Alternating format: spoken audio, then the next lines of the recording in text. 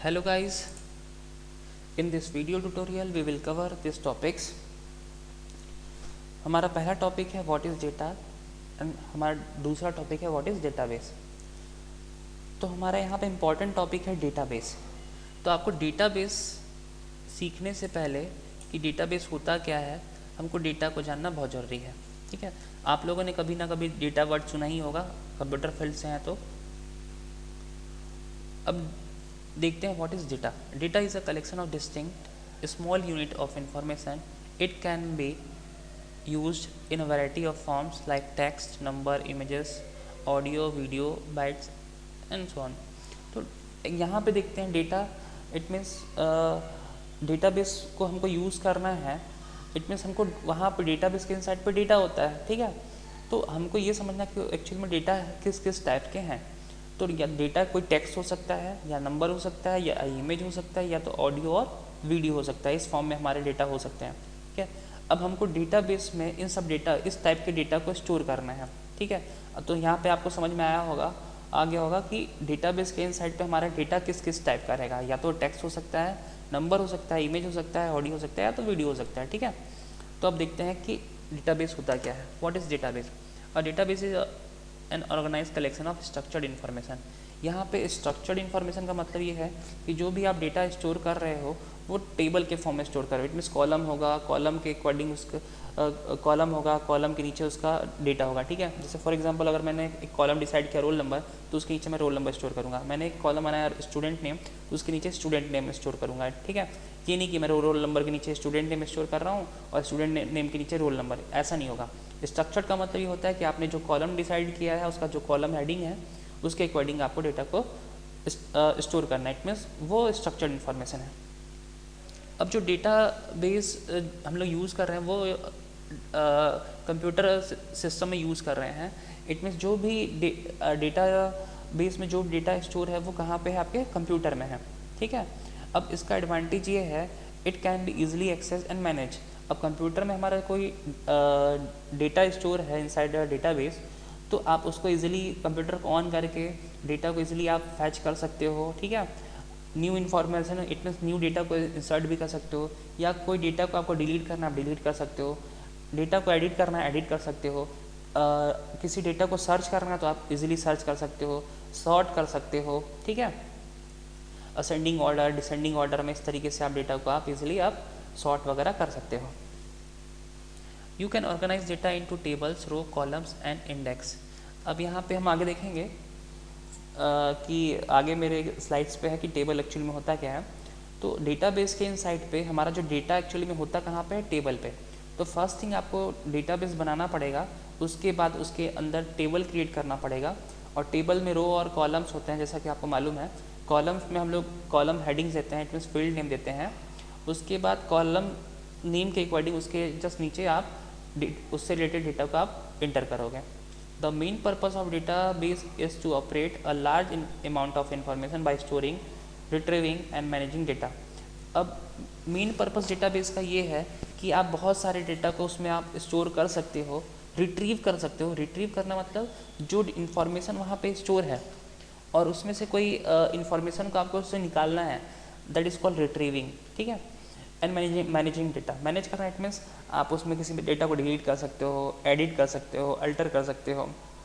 तो काफ़ी ढेर सारे ऑप्शन हैं, सर्च कर सकते हो, सॉर्ट कर सकते हो। तो ये सब काम होते हैं डेटाबेस में। They are many database available like MS access, MySQL, Oracle और भी बहुत सारे डेटाबेस हैं। तो अगर आपको डेटाबेस यूज़ करना है तो मार्केट में बहुत सारे सॉफ्टवेयर हैं डेटाबेस को मैनेज करने के लिए, like MS access, MySQL, Oracle वगैरह। ये सब काफ़ी फेमस डेटाबेस हैं। Modern database are manage by the database management system. तो डेटाबेस को यहाँ पे एक वर्ड है DBMS। तो DBMS it means database management system. Database data को मैनेज करने के लिए एक सिस्टम है, और वो सिस्टम क्या है, like MySQL, MS access, Oracle, ये डेटाबेस को मैनेज करने वाला सिस्टम है। ठीक है, डेटाबेस मैनेजमेंट सिस्टम। तो आप इसमें से MS एक्सेस, MySQL, ओरेकल किसी भी डेटाबेस मैनेजमेंट सिस्टम सॉफ्टवेयर का यूज़ करके आप इजीली डेटाबेस को मैनेज कर सकते हो। अब डेटाबेस को अगर आपको मैनेज करना है तो आपको स्ट्रक्चर्ड क्वेरी लैंग्वेज भी आना चाहिए। स्ट्रक्चर्ड क्वेरी लैंग्वेज का यूज़ करके आप डेटाबेस में अपने ऑपरेशन को परफॉर्म कर सकते हो, ठीक है। तो structured query language it means अगर आपको डेटाबेस में कुछ भी इंसर्ट करना है तो उसके लिए कुछ क्वेरी लिखनी पड़ेंगी, डेटाबेस से किसी इन्फॉर्मेशन रिट्रीव करना है तो उसके लिए आपको क्वेरी लिखनी पड़ेंगी। तो ये आप किसके थ्रू करोगे? स्ट्रक्चर्ड क्वेरी लैंग्वेज के थ्रू। ये बहुत ईजी है और मोस्टली जितने भी डेटाबेस हैं सभी एसक्यूएल स्ट्रक्चर्ड क्वेरी लैंग्वेज को फॉलो करते हैं। अब देखते हैं यहाँ पे,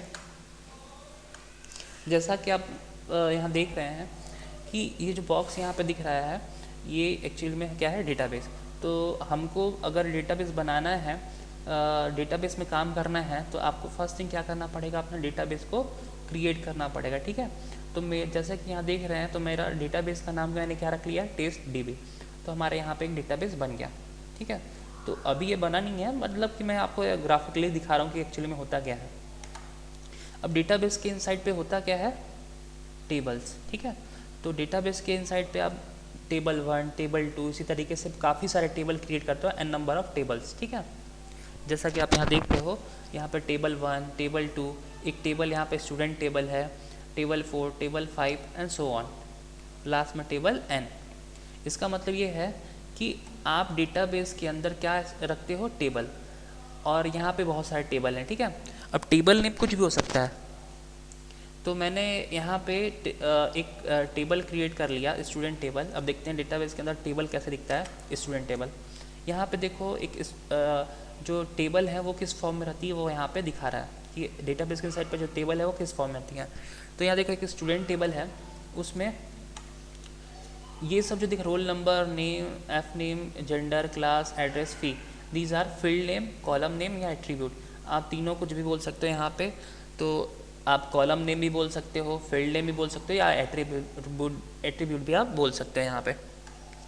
अब यहाँ पे जो 101, 102, 103, 104 ये रोल नंबर स्टूडेंट का, स्टूडेंट नेम है, father name, gender, class, address and fees. अब यहाँ पे देखो first row, second, third, fourth, total number of यहाँ पे रिकॉर्ड कितने हैं? 4। तो यहाँ पे पूरे कंप्लीट जो डेटाबेस में जो डेटा स्टोर है, इस पूरे कंप्लीट को क्या बोलेंगे यहाँ पे? डेटा को रिकॉर्ड्स या टपल।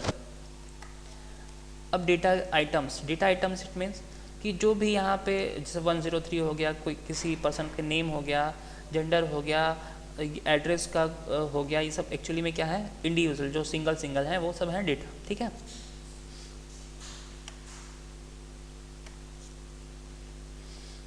तो यहाँ पे फिर से मैं रिपीट कर रहा हूँ कि अगर आपको डेटाबेस डीबी में सॉफ्टवेयर का यूज़ करना है डेटाबेस को मैनेज करने के लिए, तो हमको फर्स्ट थिंग डेटाबेस बनाना पड़ेगा।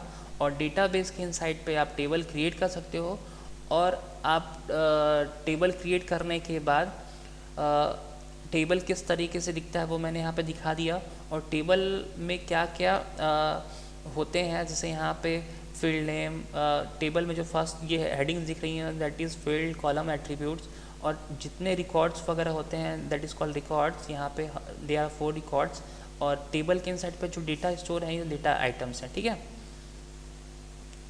तो ये आज का हमारा टॉपिक था। तो आज यहीं पे हम लोग स्टॉप करते हैं इस वीडियो को।